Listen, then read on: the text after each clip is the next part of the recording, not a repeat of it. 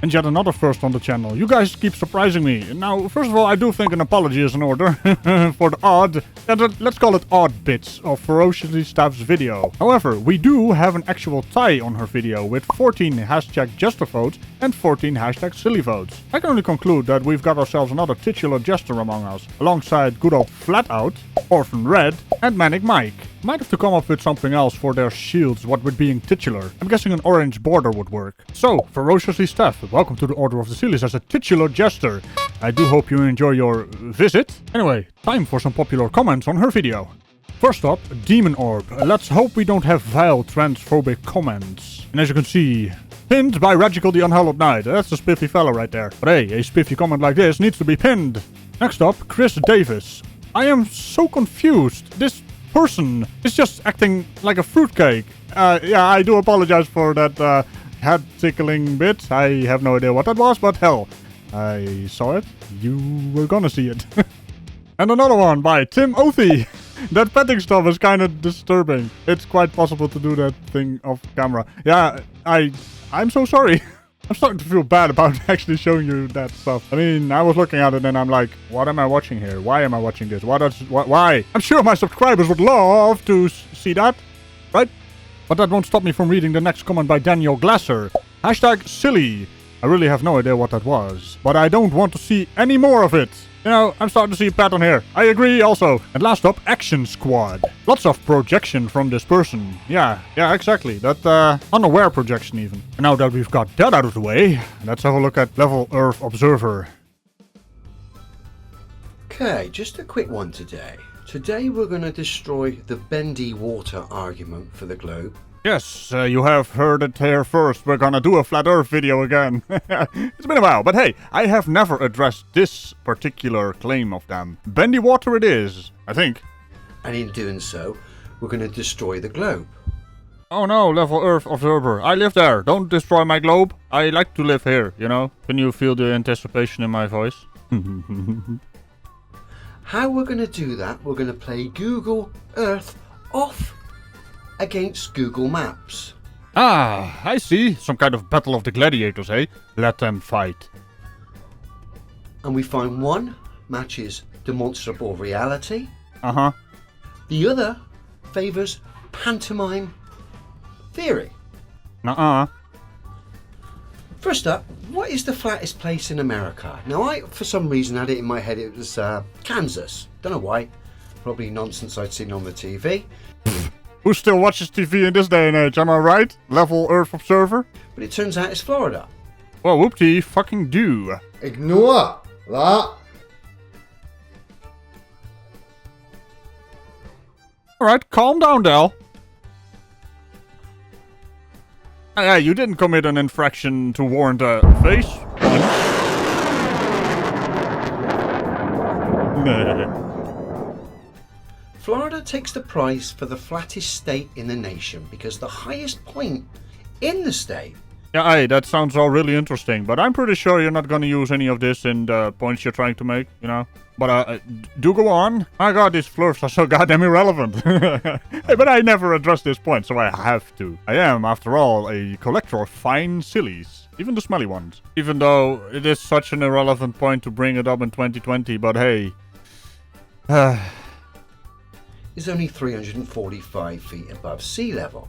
Wow. Wow, really? That's a big mountain, isn't it? No, that's not a big mountain. We don't have I think we actually have a bigger mountain than that. And don't you dare tell me that the Netherlands doesn't have a mountain. We call them mountains, so they are mountains. So Florida is almost like Holland then, it would seem. Very flat. Very flat, huh? Well, I'll have you know, our biggest mountain is like 325 meters, which is called the Valse Berg, located in Limburg. Oh, wait, I can do this better. The Valse Berg, located in Limburg. Hey, we can start wars with our nuclear G there, buddy. Don't you dare tempt me. You... that's Dutch for your mom's flat, and I'll leave that up for interpretation. So we've got that as a reference. Uh-huh, a reference we are not going to use. What are you even doing? Are you playing with horse shit again, Flurf? I'm over on Google Maps. I've tagged in a journey from Florida to Vancouver. Now, who in the hell would volunteer to go with you on a trip for 12 days and 17 freaking hours? Wait a minute. Is that a boat? Oh, hey. I didn't notice that before I watched the video. So basically you are going on a boat to prove the Earth is flat. Okay. Well, you know, I'm gonna get facepalmed anyway. Well, not now. Oh, for fuck's sake. So I've gone from pretty much quite near enough the deep south to Canada, cutting across America, coming through the Rockies. And we see that displayed on the statistics. We can see on the right hand side, the start of their journey, Florida. And we can see how flat it is, confirming what the article I just read. It's a graph. It's a graph! To be true. Florida does look extremely flat. What we also notice is the journey, the topography goes and changes as we go along the journey, going from right, Florida, moving to left, Vancouver, and as just before you get to the end of the journey in Vancouver, you can see the Rocky Mountains. I just can't believe, after all this time, I've never kicked a flurf around on this. Even though I'm being incapable of understanding graphs and getting totally confused about elevation on a flat graph, there is some old school flurfing there. But hey, in comes Level Earth Observer, all the way into 2020, still talking about the same nonsense, thinking he found gold. Just another example of flurfs never, and I do mean never, evolving. What? Was that too harsh? The reality of you being a dick flute is too harsh? Come on, man. Give me something to work with. I want to slap you around some more. Actually, I always get slapped around. Hey, wait a minute.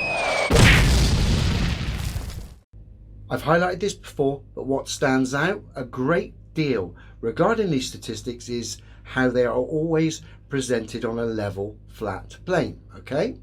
Hey, what happened? Did he already do a dumb again? I mean, Florida, far right side, is level, flat, and of course, it's parallel to the ground. Alright, calm down. Calm the hell down. I heard what he said. Calm down. It's a graph. Now, the globe believers will say this is level in relation to the center of the ball. Damn straight will do. What do you want, a sticker?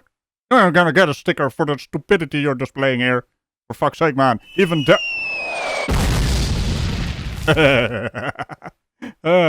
calm down, Dell. If that was the case, it wouldn't be presented on a straight line.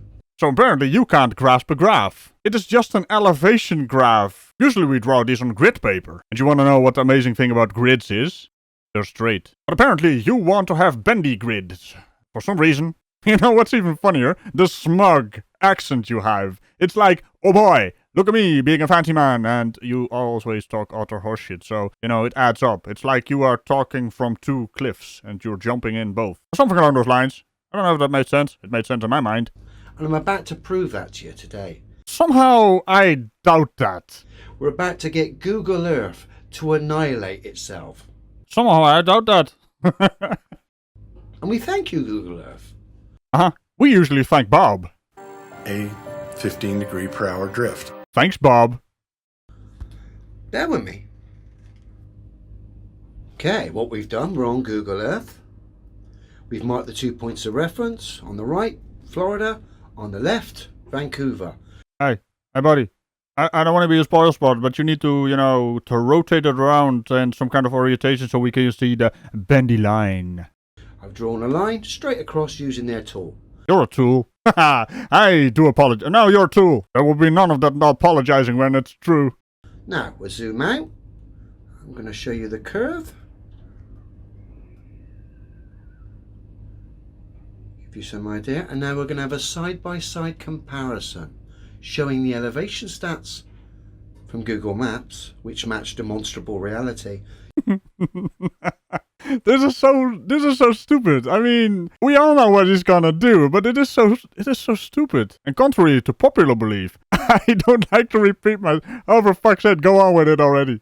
Comparing it to the supposed curve of the same journey on Google Earth. And guess what? Scooby-Dooby-Doo, where are you? We have some brain to find now. We've got a big problem. Oh, don't worry, mate. I solve practical problems. Alright, I'm sorry. I'll let him get to his point. One matches reality, the other matches pantomime. Let's have a look.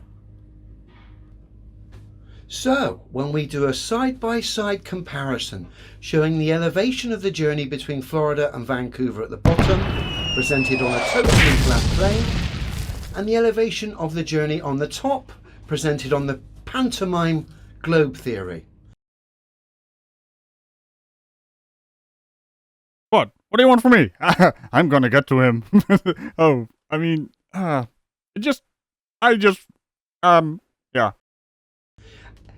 On the top, it shows you the curve between the 2 points of reference on the globe theory. On the bottom, we see the elevation between the 2 points of reference. The bottom, which is Google Maps, represents reality, proving that sea is level. Doesn't have the ability to wrap and conform around different shapes. That's a fundamental fact. And we've seen it here. Google Maps have proved that, and this can be demonstrated and is backed by demonstrable reality. So, first of all, it's beyond hilarious that you actually think that the sea level on both sides of the continent needs to be different or something. You're comparing an elevation graph with a 3D representation of our planet. So, how high do you think just above sea level should be across the country? Surely it would be, now stay with me here, because I'm sure you've already lost me. It would be just above sea level. And of course, Google Maps have just destroyed Google Earth, the globe, and all the pantomime nonsense that goes with it.